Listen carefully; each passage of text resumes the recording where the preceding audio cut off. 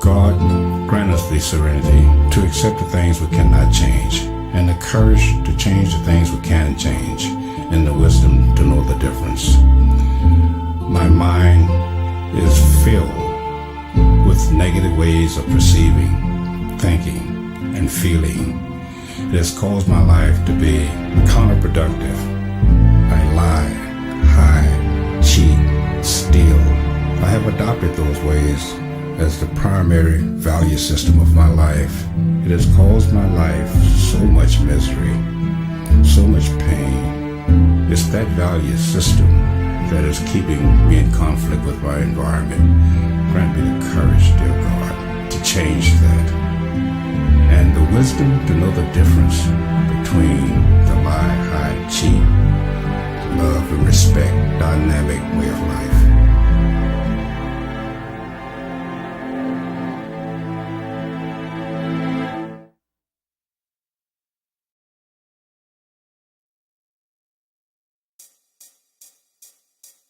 Dr. Sylvester Outley, Ph.D. and licensed social worker, is trained in psychology, social work, criminology, and philosophy. He is Philadelphia's leading activist for the homeless, the drug addicted, and the disenfranchised population. A dynamic man with a dynamic mission. A self-made man who has developed himself through his own unique philosophy and who is now using this philosophical approach to treat thousands of hardcore people with various addicted personalities to lead self-fulfilling and productive lives. He has been recognized for his work and contributions by the former governor of the Commonwealth of Pennsylvania, Robert Casey Sr., and two previous Philadelphia mayors, W. Wilson Goode and Ed Rendell.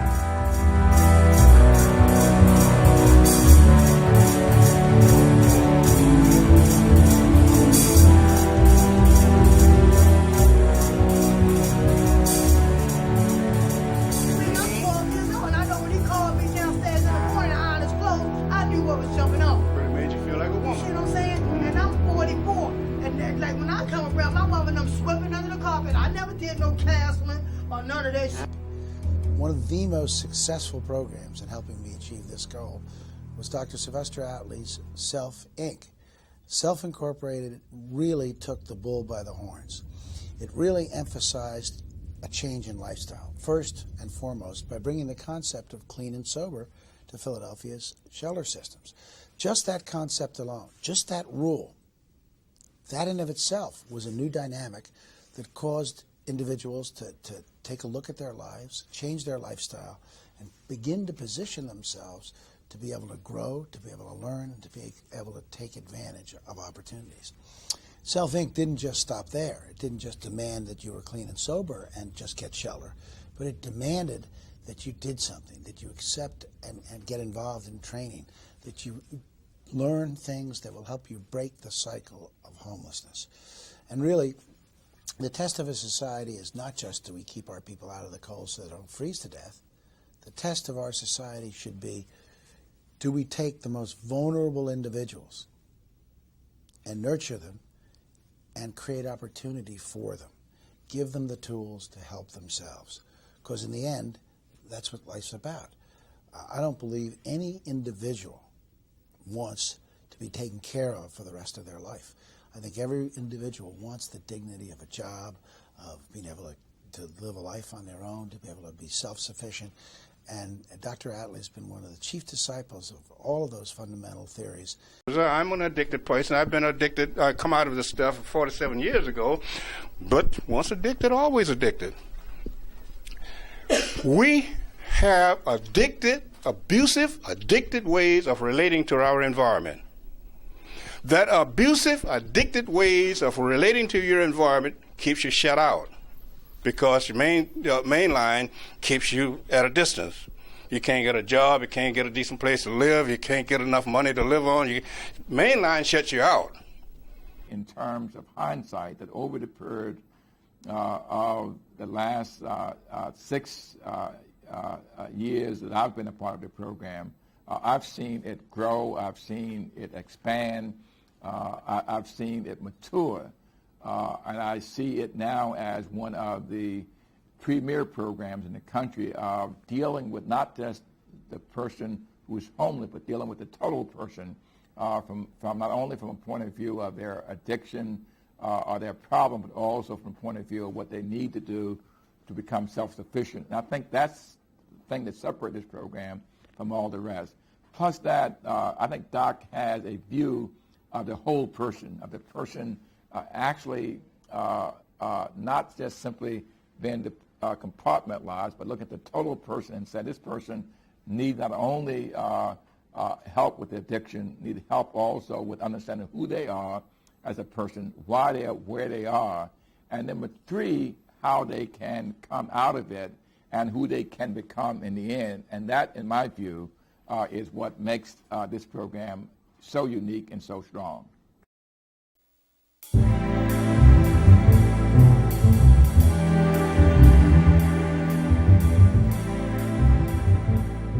Dr. Sylvester Outley, the founder, CEO, and president of Self Incorporated, has developed a new faith-based clinical philosophy that is based on spiritual principles and behavioristic psychology that he uses to redirect misdirected minds. This philosophy, which he has coined the Outleyan clinical philosophy, uses a Gestalt paradigm, which is comprised of using the mind, body, and soul. The Outleyan clinical philosophy is based on the concept that if a person can balance their brain and body chemistry, that person will have the strength and direction to be benign and productive. The philosophy was developed by me as a way of studying my own life. And so the philosophy is going to be very subjective and very empirical. But it is a philosophy that is designed to redirect the misdirected minds of people. The philosophy is called Outleyan, Outleian philosophy. And that is basically it's a draw from the behavioristic school of thought, the Watsonian, Skinnerian people. I've patterned myself after them very much, and there's a way of developing this philosophy. However, the philosophy does go to a different place than where Skinner or John Watson would go. I have a very spiritual base to my philosophy. It's a pragmatic faith-based philosophy. Philosophy is influenced by the metaphysical sciences and the cybernetic sciences.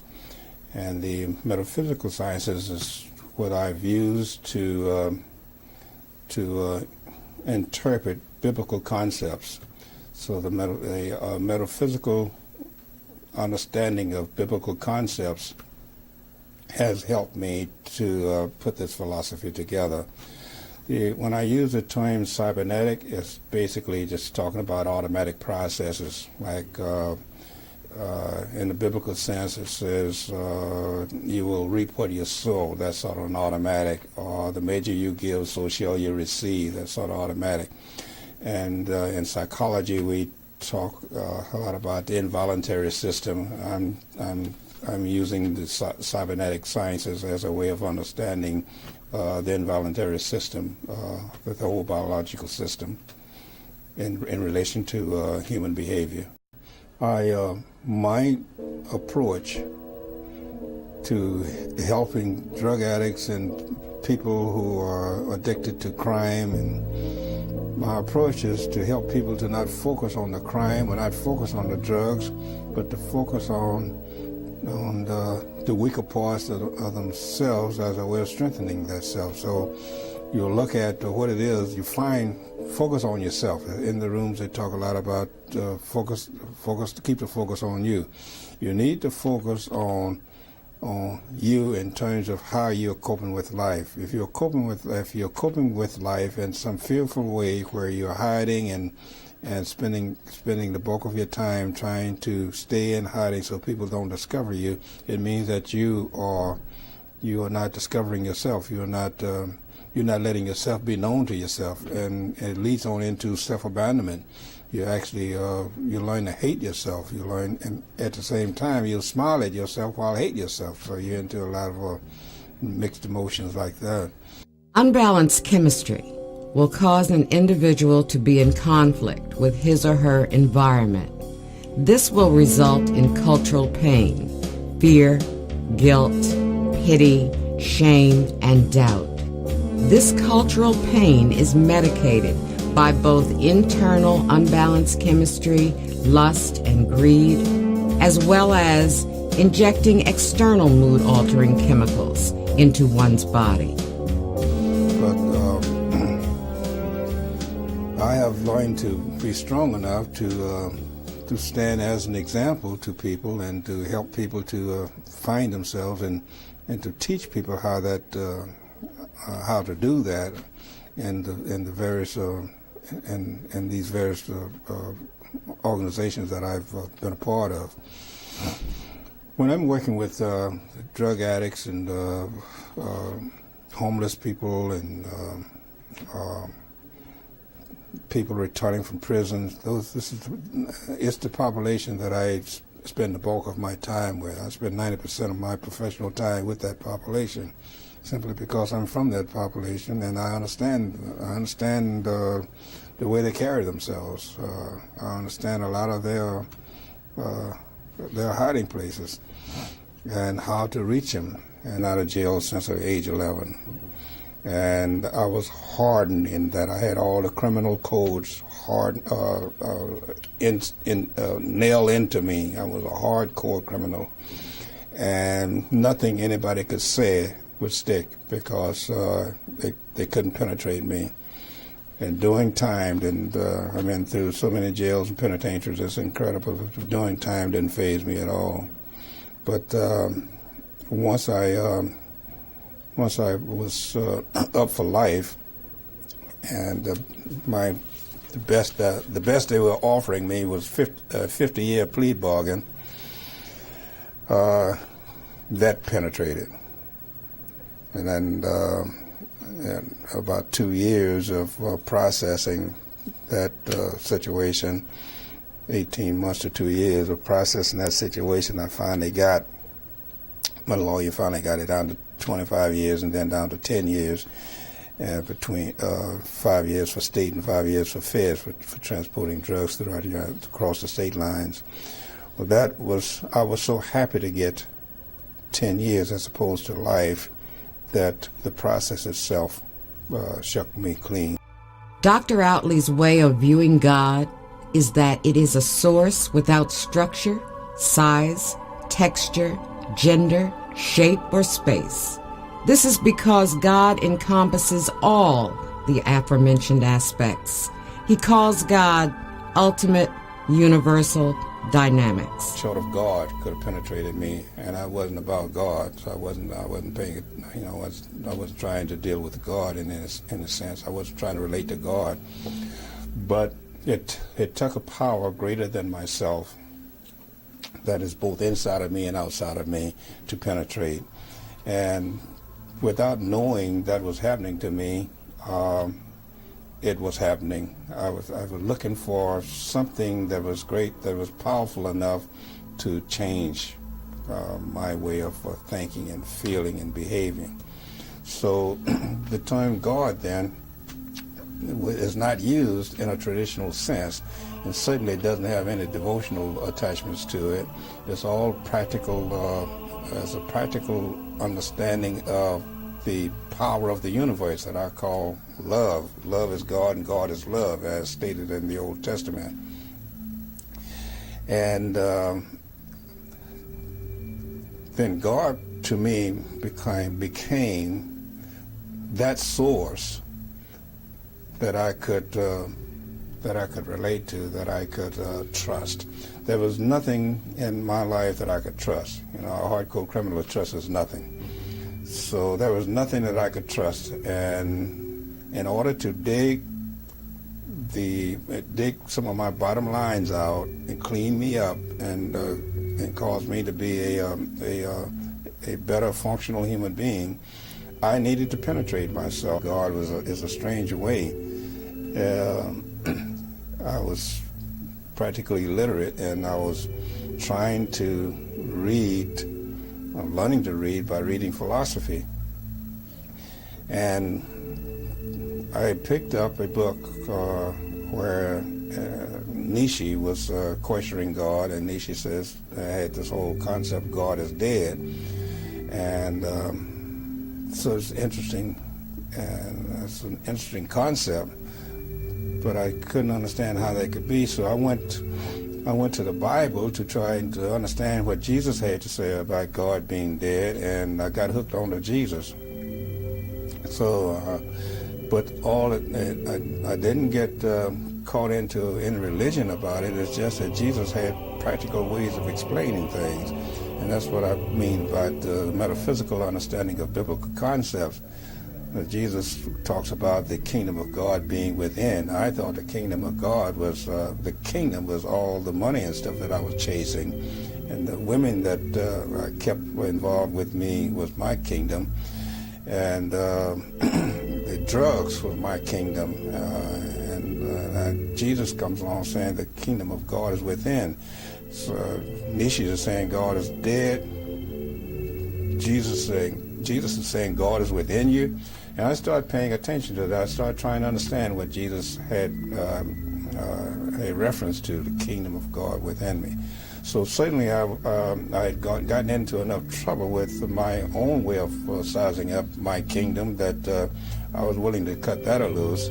But I didn't understand this internal kingdom that Jesus had reference to. I saw some change in my life. I began to see that God is an abstract and God does work, and that I began to then pay more attention to the abstract ways that God works. And so the kingdom of God this kingdom of God deep down within led me to an understanding that I need to understand how things are working inside of me, and how that hooks up with my being human, made in God's image. So I studied all that stuff to get an understanding what is meant by human, made in God's image, what is meant by God, period. And over a period of maybe 20 years, I began to come together with some clear understanding of the concept of God and the kingdom of God, relation to God. So God then became that source that I could trust to go to work me down deep down inside of myself towards that kingdom that Jesus talks about, and help me to understand the value of right doing as opposed to wrongdoing. So I began to dispel my wrongdoing by putting right doing in its place. Power is in understanding who you are in relation to your environment of people, places, things, situations, circumstances. I've come to circumstances like poverty that I've been hard hit by poverty. There's circumstances like situations like all my criminal life has led me into jails and penitentiaries, and all the beat-ups that I've gone through, and near death. There are situations like being practically killed. I practically killed myself on drugs, a heroin habit so long, such a criminal habit that just kicking my habit cold turkey was close to death. It caused me it caused me serious problems to kick my habit. I find myself bleeding from both ends, my rectum and my nose, just gagging myself to death trying to kick a habit. This last time in jail. So when I look back at all that stuff, and I began to see how the intangible God was trustworthy enough, and was the only thing that was trustworthy enough that I would let deep down inside of me, and that's how I began searching myself. That's how God became a real entity in my life, because I had to have God in order to do the search. There was no other source that I could trust. But God I could trust. I knew God wouldn't hurt me. God wouldn't kick me in the teeth. I know God would forgive me.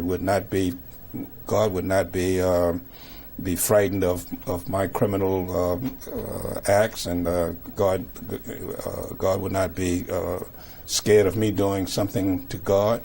So it all worked out, and I wasn't afraid of God, and God wasn't afraid of me, and so I had a good friend there, so I began to get deep down inside of me, working out those what we call in psychology distorted values that gave misperceptions and kept me misdirected. So I'm really teaching myself the disadvantages of letting myself go wild with greed and lust, which was my total way of life. Greed and lust, the total way of life with me. Power, greed, lust. I wore 45 on my side, which was the automatic weapon of my day. I wore that on my side day and night. I even slept with the thing on my side. So I was, we were called street gangsters, and I was truly a number one street thug. I had money. I thought I had a group of women that were mine at any time. I thought I had the skills. I thought I had prestige. I thought I was God. I'd make a big sting. And I had drugs all around me. I thought I was God. You love for your own benefit, not for the benefit of another. You don't hate a person who is sick enough to do you dirt.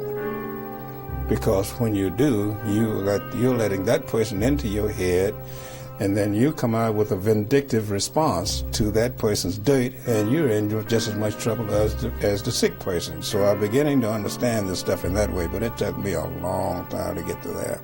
A good 2 years to get to that understanding. But once I understood it, then I could understand myself in relation to the rest of my environment. You don't hate things because they are not of your kind. You just don't associate with it. You know, you leave, as Jesus says, you leave what ceases be ceases, and you leave what God be God's. Of developing myself in the state penitentiary, so I had learned to work in a way that I was a roebuck of a man. I had muscles, and I had definitions all over the place. Matter of fact, when I walked into the room where the marshals were waiting for me, they bucked their eyes. They looked at me. I was Mr. Clean when I walked in there. They looked at me and said, "This." Looked, watched the other. "You see that nigga?" I said, "Yeah." I said, "Nigga, where you come from?" It's Retrieve Farm. I said, "Damn, they make niggas like that on Retrieve Farm? I never seen a nigga like you before." It's just, look at that nigga. It's a picture of hell. Look at him. So they made a big fuss of that. Well, I was a picture of hell. But it wasn't so much, it wasn't just the work. It was all cleaning up the internal. And the strength, I didn't have things worrying me, and I was willingly working at things that was benevolent, and so it gave me a good physical facade, and it gave me a good strong internal grip. I became so clean and so strong inside of myself that it was reflected outside, and the outside reflection kept people wanting to get closer to me, because they could trust what they saw there. So when I got to the Texarkana Penitentiary, they were going through a race riot thing there, where the official was just starting to integrate white and blacks. Now they always had white and blacks in that penitentiary, but they had a white wing and a black wing, and they never let the two come together. The whites eat at a certain time, blacks eat at a certain time, whites go to the yard at a certain time, blacks go to the yard at a certain time. Even when you're going on sick call, you have to, you didn't mix with the whites. So when I got there, they were mixing all that, and boy, tension was tough. You could cut tension with a knife. It was tough going there. There was so much hatred, and so that was tough time. It was actually much worse than the state penitentiary, which was all work. Here it wasn't hardly any work. I could do the work without thinking of it. I mean, there wasn't enough work to for me to work my nervous energy off. Actually, I had to ask the warden for permission to to run around the fence road as a way of working off energy, because they didn't have enough work for me to work my energy off. But that race stuff was so intense. I had worked myself into a clean understanding of myself, and I was practicing it, and people were relating to that. Now, this was during the Black and Beautiful days. This is late 50s and early 60s. Black and Beautiful. And the Muslim was just coming out, Malcolm X, with the Blue-Eyed Devil, and so the blacks are running around singing the Blue-Eyed Devil and the Blue-Eyed Devil and the Blue-Eyed Devils and Blue-Eyed Devils. Now the whites didn't know what the hell they were talking about, because Malcolm was just getting started with his own stuff at that time. But the whites had their thing with those dirty, worthless niggers, those goddamn dirty, worthless niggers, and the blacks had the Peckerwoods and the Honkies and the Blue-Eyed Devils. So they were just name calling one another wherever they could get away with it. And then now blacks had no stance there, because the penitentiary was there was more whites doing time there, because it was a medium security. There's more whites doing time there than blacks, and all the guards was white. And so the blacks running around there talking the talk that they were talking often got them into serious trouble, both with the officials and the inmates. Well, I was neutral. I didn't have that much to say about who was wrong, and calling whites honkies and Peckerwoods and stuff like that. I didn't have anything, and I didn't have anything with the to do with blacks with their blue-eyed white devils and stuff like that. I just related to people as people, and I stood out from amongst them all, just being who I was, the same as I did in the state penitentiary. And in a year's time, people were starting to come to me to ask questions about this racial stuff. And when they talk to me about those goddamn niggas, they're such and such and such, and those goddamn niggas, and they put those goddamn niggas with us, and so why are you talking to me about all of this stuff? So I'm a black man too, and they think because they didn't have me associated. I'm black, and I'm kinky haired, and I'm the spitting image of what they're calling those goddamn worthless niggas. And yet he's talking to me. So when I said, why are you talking to me like this? Well, you're different. I said, yeah, well, don't you think that people are different? So I'm giving a message in that way. So everybody is different. Some are different in the right way, some is different in the wrong way. But you see people in terms of who they are. Does that make sense? So people began to come to me as a philosopher, to give me a pass to move throughout the institution to help counsel people down. And it was basically this beginning of this clinical philosophy that I was talking. And I talked a lot of people down. A lot of people learned to make some sense, because all I wasn't talking religion, I wasn't talking race, I wasn't talking anything. But what's in this? Your way of thinking is what's in that for you? What are you getting out of your way of thinking? Do you think it's time to make some changes? Don't you think some changes around? Don't you think everything is on some kind of individualistic basis? Just talking sense to people. When I left that penitentiary, I had the week before leaving, I had guards coming by 2 weeks before my leaving to wish me well.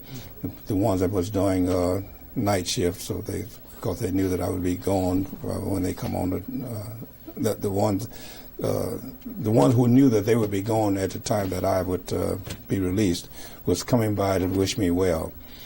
And when it came time that morning for me to leave, there was guards stacked in at least 15 deep along the wall to shake my hand and wish me well, leaving the penitentiary. Now, when I got to the outside, this philosophy still continued to work, because my first job was working with an institution with institutional boys, pre-delinquent and delinquent boys. Some of them were adjudicated and some was pre-adjudicated, but they are all of the delinquent nature. And here is where I really had some practice in this philosophy now, because that institution really benefited, that Texarkana Penitentiary really benefited from, as they said, you're probably the most powerful single force within this penitentiary. You know, when I went to work for these boys was bad boys. They were bad news, man. They'd leave the institution. Once you put them to bed, they 2 or 3 o'clock in the morning, they crawl out the windows and down the fire escapes, go out and burglarize and break in cars and joyride cars and and they was mischievous in hell. They were just all kinds of mischief. They would stand in the windows and piss on people. The window was on the institution was set right on the street with the sidewalk coming. So when you go to the window, the sidewalk is running right under the window. They go to the window and piss on people's head passing on the sidewalk. Those boys, they were 12 to 18. Some of those kids as big as I am. So, and they were rough. And they run in gangs, they run in packs. They was tough. I challenged that. I had total control of those boys. Control in the sense that they would do what I asked them to do, not in the sense that I manhandled them. I never had that gorilla. I had given up that totally. But I had the look, and I had the purpose, and I had everything that those boys respect. As Bob Killer once said to me, one of the boys, a 16-year-old, he says, I was disciplining him. He says, Sil, I hate the fuck out of you because you're so goddamn tough. But I respect the fuck out of you because you just right. I left that institution to go to school. I left there to go to Goshen College. And the boss said, why do you want to go to college? Hell, you know everything already. Why do you want to go to college? So I'm illiterate. I need to go to college for some academic understanding. So, all right, he said, if you're practical, he said, but I can buy you a degree. I said, that isn't what, that won't help my illiteracy, buying me a degree. So he went to the board, and the board said, oh, well, if he wants to go to college, don't stand in the way of it. As a matter of fact, we'll pay his way. So that institution became, when I left that institution almost flunked, just went under, because the institution was basically me and the boys. Me and the boys. Now, they had social workers there, they had child care workers there. I was the boss of the child care workers and recreation workers and what have you. But the social workers, I wasn't the boss of them. They had degrees, but they all had to depend on me. So when I left there, those adjudicated boys just went, so they was picking them up more regularly and keeping them in jail more regularly, calling on the institution more regularly. So things just went really into a bad place. And a couple of times I had to leave college to go back to try and help out with some stuff there. But that institution became totally dependent on me. From Goshen College, I learned to study social work there, master's degree in social work from Penn, undergraduate degree from Goshen College, and a PhD in philosophy that turns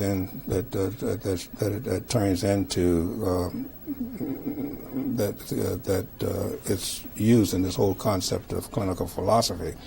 But you can very well see then that in social work, I learned about the Rogerian stuff in undergraduate school. So I know about the Maslowian self-actualization stuff, the Rogerian non-directed stuff. I learned that stuff before I come. I even learned about Watson and Skinner. I learned about those guys in the undergraduate school. So when I got to graduate school, I could study these guys along with the Ronchian and the Freudian and the Glasonian and the Adlerian. So those guys all, and a lot more of those big names that I learned at the University of Pennsylvania. So when you put all of that together, I got a real rich background in social work, a serious psychoanalytic background in social work. So when I pick up I went to the Union Institute for a PhD, I was able to give them a curriculum of studying my own life. And when I wrote that, it took me a couple of years to work that out with them, back and forth and back and forth and back and forth, and finally they accepted my curriculum. I was able to study my own life and as a way of studying for a PhD. But studying my own life had all of the psychoanalytic background into it, and all of the experience that I had from the prisons and from the street and from the boys.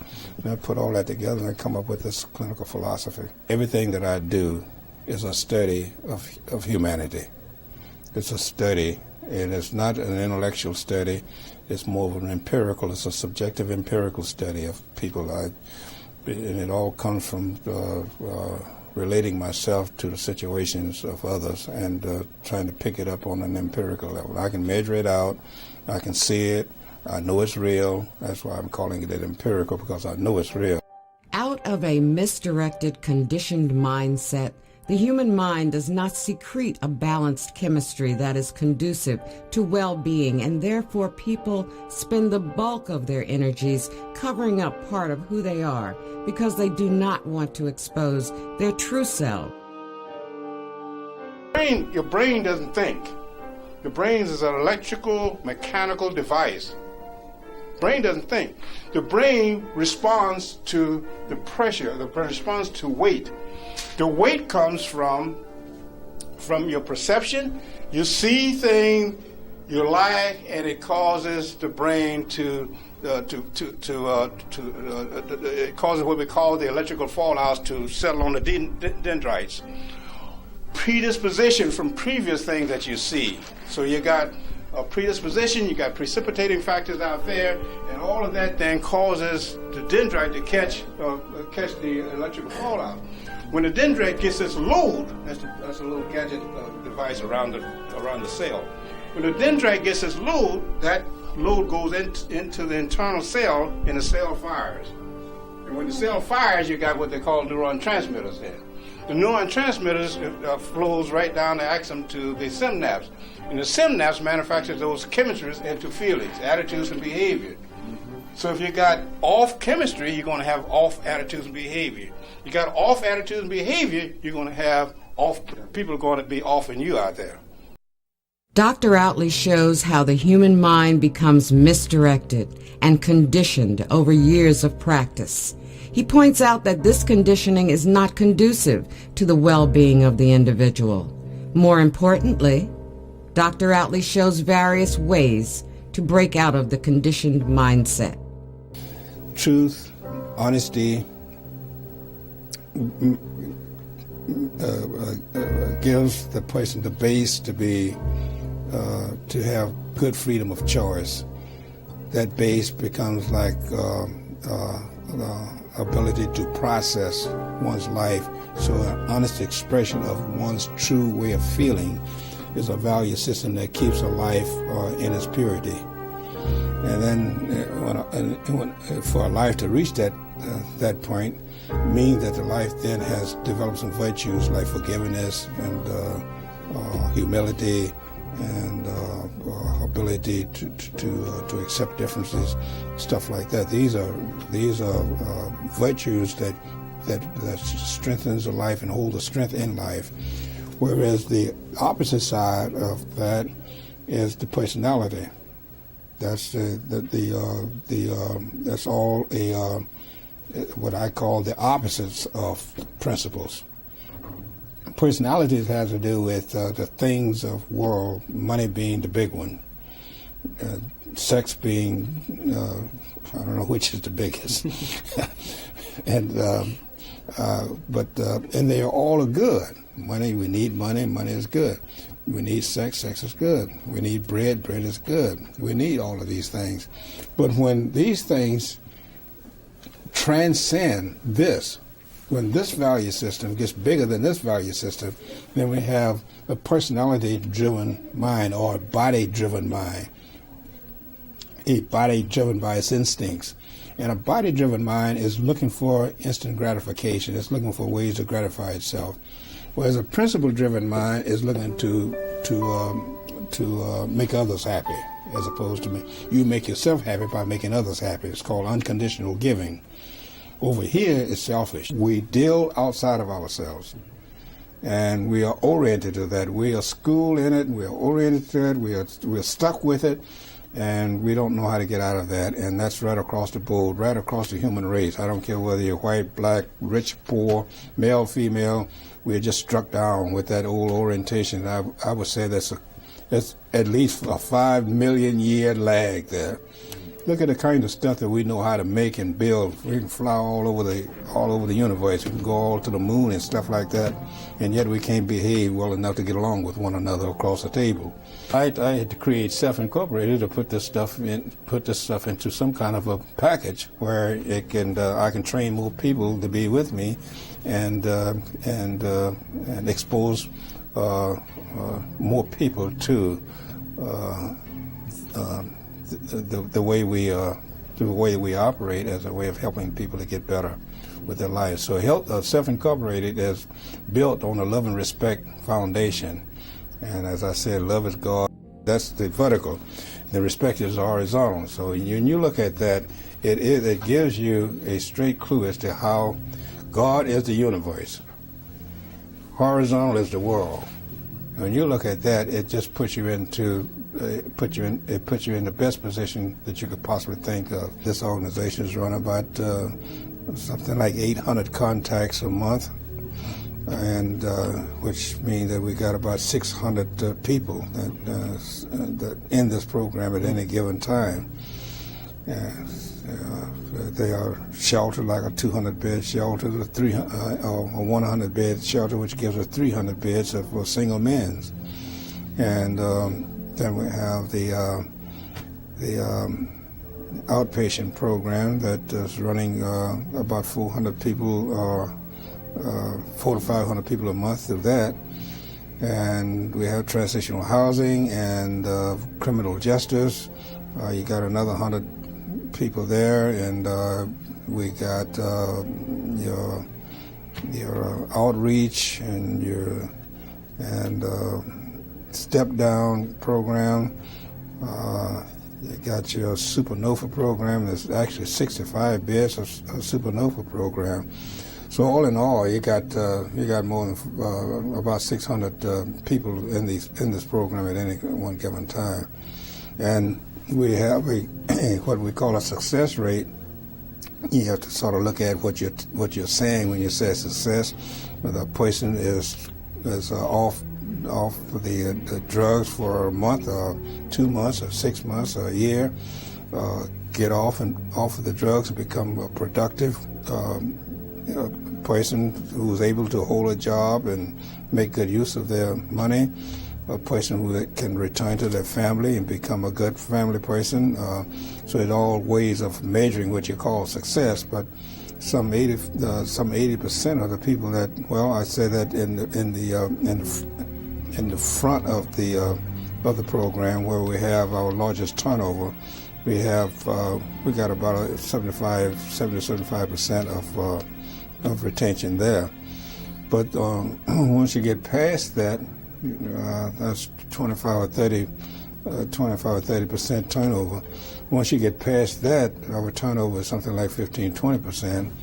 And if you get 6 months beyond, you're in at 5 and 10%. So we got, in the city of Philadelphia, we got literally thousands of people who are making it out there. All of this warring and stuff that people are doing is so chaotic. This is so far beyond the way our intelligence, so far beneath our intelligence, is incredible.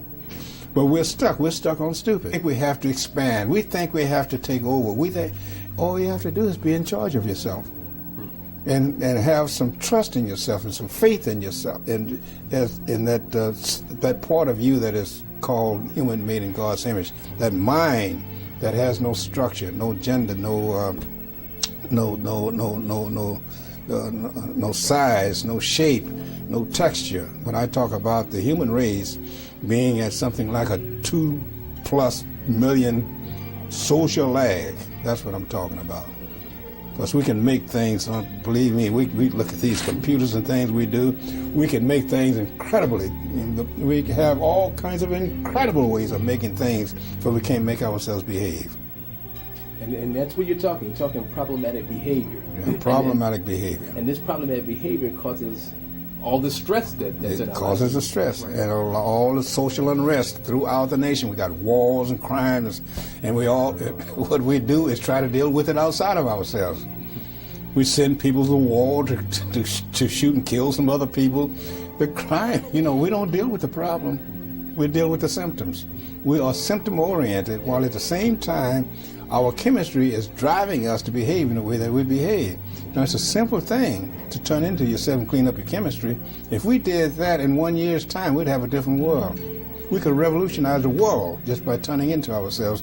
1 year's time, we could revolutionize the world.